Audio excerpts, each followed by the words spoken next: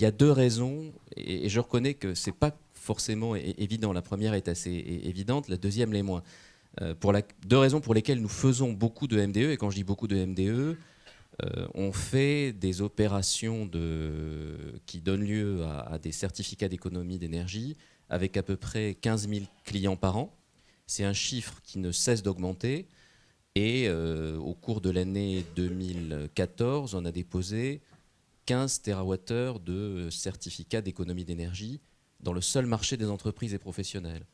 Donc, vous voyez, 15 TWh, si on fait l'hypothèse que ce sont des efforts qui portent, on va dire, sur lesquels le gain est estimé sur 5 à 7 ans, ça correspond à 2 à 3 TWh de réduction de la demande. Donc c'est tout à fait significatif.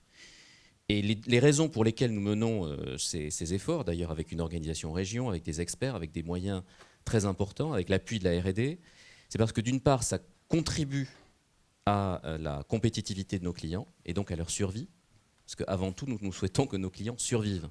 Et pour les grands industriels qui ne quittent pas le territoire français.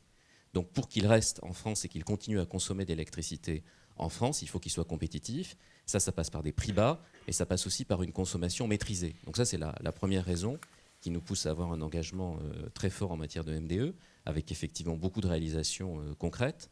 Et la deuxième, c'est que ça, c'est peut-être un petit peu plus paradoxal, mais je ne connais pas l'économie de Marlboro, mais je connais assez bien celle d'EDF. Nous n'allons pas mieux quand nos clients consomment davantage. Parce qu'en effet, nous ne pouvons pas décider, nous n'avons pas des usines qui tournent en 2/8 et qu'on pourrait décider de faire tourner en 3/8 pour produire plus s'il y avait de la demande. La réalité, c'est qu'à la pointe, en France, toutes les usines, toutes les centrales de production d'électricité produisent et on est obligé d'importer de façon assez massive.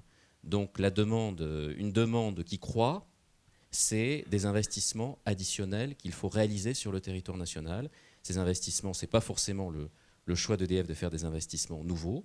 Et par ailleurs, le prix unitaire de ces productions n'est pas facile à refléter dans les prix de vente aux clients.